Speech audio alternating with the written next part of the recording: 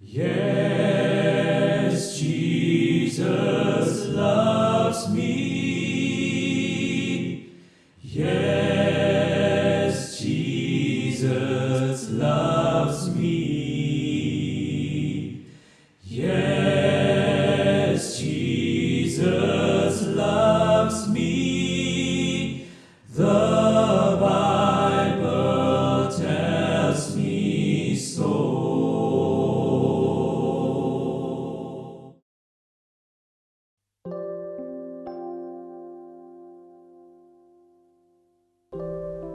Bapak, Ibu, dan Saudara sekalian, kita bertemu kembali dengan RHS Renungan Harian Sulung. Ya, kita sampai kepada Yohanes pasal yang ke-17 hingga yang ke-22. Ya, Yohanes pasal 2 ayat 17 hingga yang ke-22. Mari kita berdoa sebelum kita merenungkan firman Tuhan. Tuhan, terima kasih kami masih ada di dalam suasana PPKMD di mana semua masih lockdown, tidak ada kebebasan untuk boleh kemanapun karena untuk pencegahan virus yang tidak semakin berkembang. Tuhan, terima kasih Engkau berikan kekuatan bagi kami untuk boleh sabar menjalani PPKM ini dengan baik. Biarlah firman-Mu hari ini boleh menguatkan kami dalam sepanjang perjalanan hidup kami.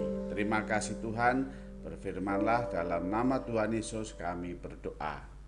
Amin.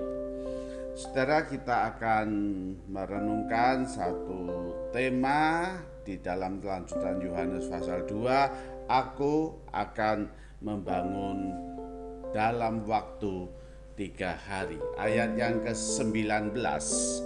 Katakan, jawab Yesus kepada mereka, rombaklah bait Allah ini, dan dalam 3 hari aku akan mendirikan kembali.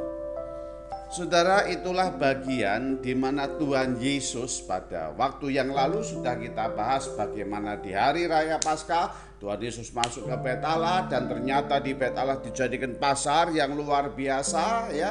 Di sana ada jual beli, transaksi penukaran uang dan barang untuk mencari keuntungan dan sebagainya karena memang namanya pasar gitu ya.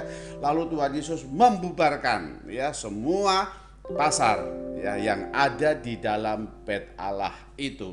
Tuhan Yesus betul-betul memarahi orang Yahudi, mengajar konsep dengan benar, dan di sana Tuhan Yesus selama hari raya Paskah terus mengajar akan kebenaran firman Tuhan, dan di sana banyak orang yang percaya. Namun saudara, ketika di dalam peristiwa Tuhan Yesus membubarkan pasar itu, mereka yaitu ahli-ahli Taurat, ya, orang-orang Farisi, pemimpin-pemimpin bait Allah menuntut Tuhan Yesus. Ya, apa tuntutannya? Suatu tanda, suatu bukti, siapa kamu gitu ya. Tuhan Yesus itu siapa? Tiba-tiba datang dan kemudian marah-marah dan membubarkan pasar seenaknya. Bukankah Tuhan Yesus juga pemimpin-pemimpin di bait Allah? Tidak menjadi anggota orang-orang Farisi gitu ya. Tidak duduk sebagai anggota ahli-ahli Taurat gitu ya. Sehingga pemimpin Yahudi melihat siapa kamu itu. Saudara, ada satu hal yang kehilangan di sini oleh orang-orang Farisi dan ahli-ahli Taurat yang ada di bait Allah.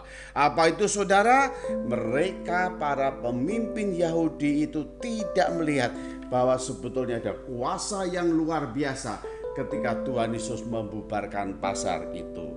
Saudara bayangkan saudara, Tuhan Yesus seorang diri, pasar orang banyak saudara. Ketika dibubarkan Tuhan Yesus, maka semua orang pergi, lari semua, bawa kembali dagangannya ke rumahnya masing-masing. Dan di tengah-tengah orang banyak yang berjualan di pasar itu, kita melihat saudara, satu orang pun tidak ada yang berani melawan Tuhan Yesus. Kenapa saudara? Karena semua orang-orang yang ada dalam pasar itu melihat bagaimana Tuhan Yesus yang penuh dengan kuasa itu membubarkan hal yang tidak benar. Dan itulah yang tidak dilihat oleh para pemimpin Yahudi. ahli-ahli Taurat, orang-orang Farisi ya. Mereka nggak melihat ya betapa herannya Tuhan Yesus membubarkan pasar dengan kuasanya yang luar biasa, sehingga semua orang saudara menurut ya untuk dibubarkan. Lalu apa yang dikatakan Tuhan Yesus kepada pemimpin-pemimpin Yahudi, ahli-ahli Taurat itu? Dia berkata, rombaklah bait Allah ini, maka dalam 3 hari aku akan membangun kembali. Oh saudara, kalimat yang sangat mengejutkan mereka. Hai, bait Allah suruh dirombak. Terjemahan lain katakan, runtuhkanlah bait Allah ini. Bukankah bait Allah ini dibangun dalam waktu 46 tahun, melewati masa pembuangan Babel yang panjang, dan sekarang dalam waktu 3 hari akan dirobohkan, hancurkan, robohkan bait Allah itu.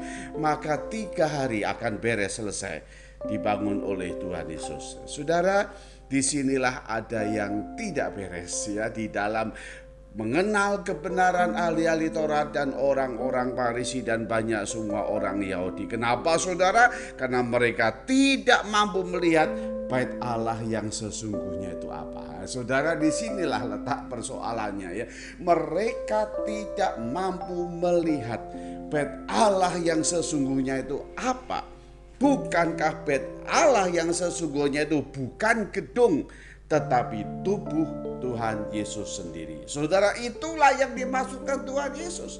Allah hadir, saudara, Allah hadir tidak di dalam gedung, di dalam bangunan itu, tapi Allah hadir dalam diri manusia, menjadi manusia dalam Tuhan Yesus Kristus. Itulah bait Allah. Maka di sana saudara, bait Allah yang sesungguhnya adalah Tuhan Yesus. Tuhan Yesus yang menyatakan kematian dan kebangkitannya. Tuhan Yesus mati, disalibkan, dikuburkan 3 hari, dia bangkit kembali dari antara orang mati. Dan itulah bait Allah. Pada hari ketiga aku akan bangkit.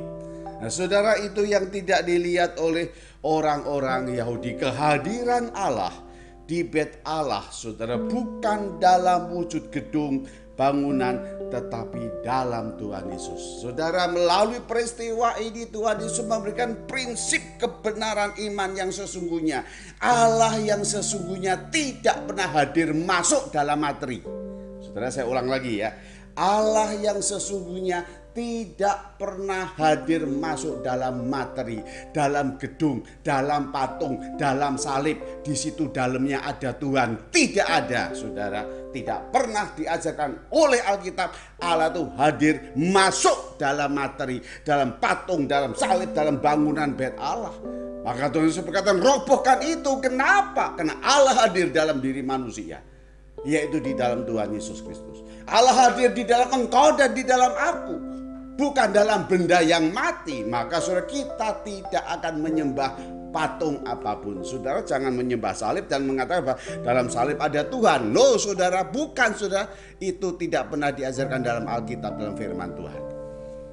Allah yang hadir, Allah yang hidup. Di mana saudara? Di dalam hidup saudara. Kalau Allah hadir dalam bait Allah, itu berarti karena di dalam bait Allah ada umat Allah, ada manusia, ada anak-anak Allah yang sedang beribadah. Allah hadir di situ, di dalam diri manusia. Tuhan Yesus hadir di tengah-tengah manusia. Saudara, inilah kebenaran yang Tuhan berikan di dalam kehidupan kita, dalam kehidupan orang-orang Yahudi. Di sana Tuhan Yesus mengajarkan bahwa Allah itu sudah menjadi manusia dalam Tuhan Yesus. Itulah bait Allah yang sesungguhnya. Saudara, oleh karena itu kita terapkan dalam hidup kita. Sudahkah kita melihat dan merasakan kehadiran Allah dalam Tuhan Yesus dalam hidup kita, dalam pribadi kita? Bukan di gedung, bukan gedungnya, saudara, salah ya. Juga bukan mimbarnya, kalau ada mimbar, bukan altarnya, saudara, bukan. Tapi Tuhan hadir dalam hidup kita, dalam hidup saudara, dalam hidup saya. Tuhan Allah hadir di tengah-tengah kehidupan kita. Maka Tuhan Yesus itu mau menjadi Tuhan di dalam hidup saudara dan saya. Dia mau jadi Tuhan dalam hidup saudara dan saya. Saudara, Regina Pangkerego akan memuji satu pujian, ya, hanya Yesus. Saudara, kenapa? Karena memang hanya Tuhan Yesus yang harus disembah. Hanya Tuhan Yesus yang harus dipercaya, bukan gedung bait Allahnya, tapi Allah yang hadir di dalam diri manusia. Hanya nama Tuhan Yesus.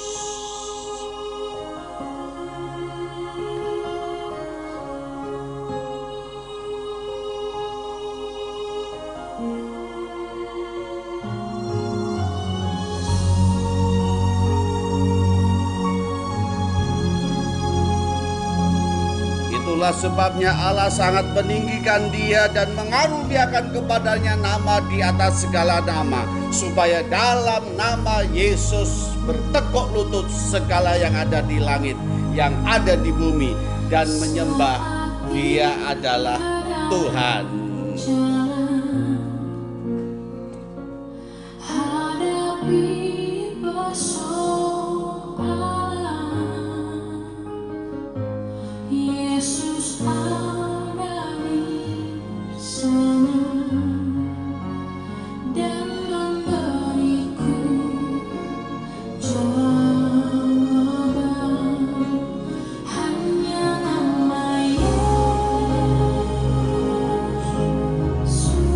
Hanya nama Yesus, hanya nama Yesus. Oh ya, hanya nama Tuhan Yesus yang memberikan pengharapan.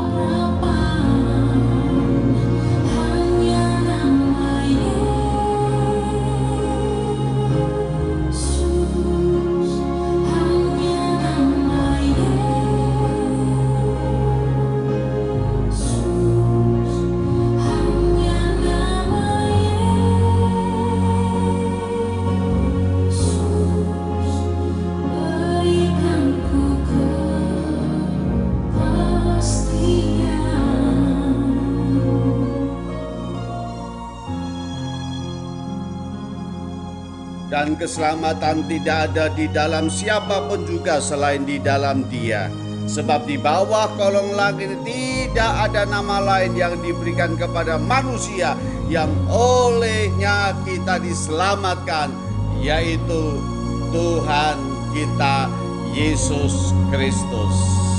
Amin, saudara.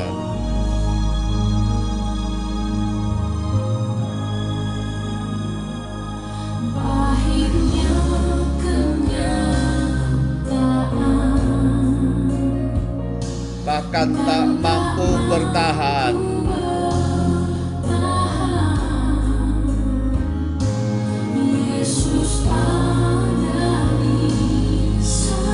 Ya, amin.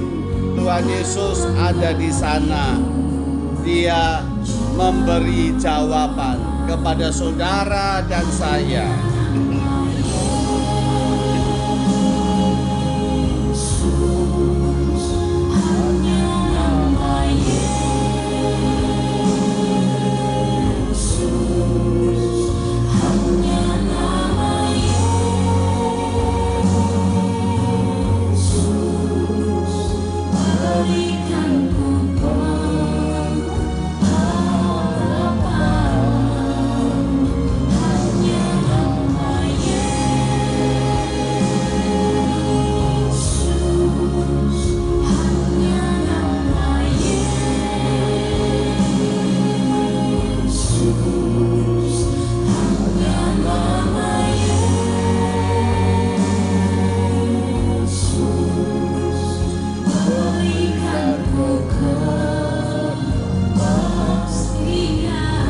Amin. Di dalam Tuhan Yesus ada kepastian.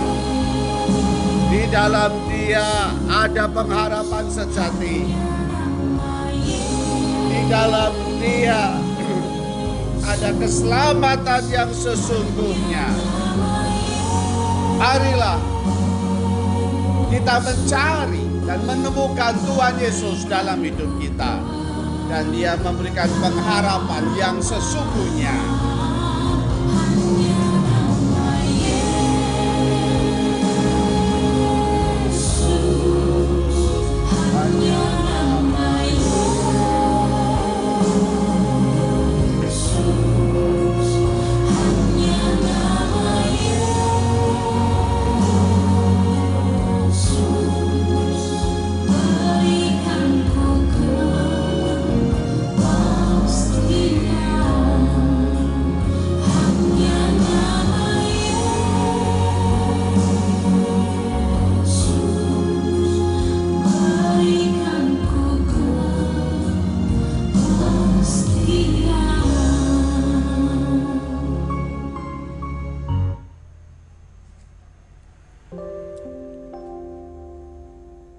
Tuhan, terima kasih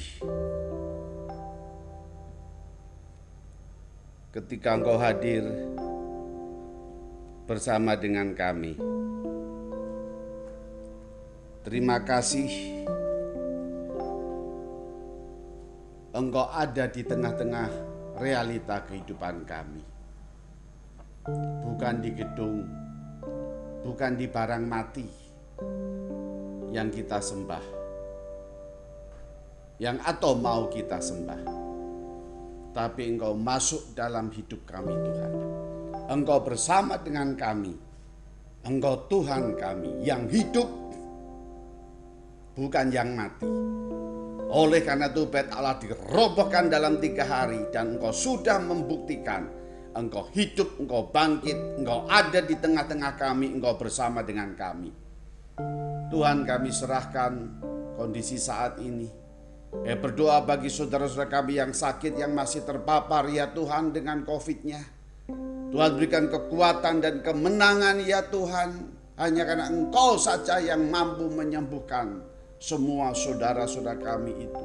Berikan kekuatan, berikan sukacita, berikan hati yang melihat Engkau dan yang penuh dengan kemenangan ya Tuhan. Kami juga berdoa bagi saudara-saudara kami yang mengalami duka. Orang-orang yang dikasihi, entah suami, entah istri, entah papa, entah mama, opa, oma, saudara, yang saat ini ya Tuhan, yang sudah Tuhan panggil. Biarlah kasih karunia Tuhan Yesus senantiasa memberikan kekuatan dan penghiburan. Dan kami percaya Tuhan, belas kasihan anugerah-Mu tetap memelihara semua anak-anak-Mu yang di dalam duka ini. Kami percaya Tuhan, Engkau akan memimpin kehidupan saudara-saudara kami ini. Dan Engkau adalah Tuhan yang memang memiliki hidup kami, yang sudah mengatakan cukup ada dalam dunia ini, dan Engkau panggil pulang. Oleh karena itu Tuhan, kami berdoa bagi saudara-saudara, suami, istri, anak, cucu yang mungkin ditinggalkan, yang sudah ditinggalkan terlebih dahulu. Engkau berikan kekuatan supaya dalam hidup kami terus kami mencari Tuhan Yesus, menemukan Engkau dalam hidup kami. Di dalam nama Tuhan kami Yesus Kristus kami berdoa. Amin. Saudara, sampai berjumpa dalam renungan harian sulung yang akan datang. Tuhan berkati kita. Amin.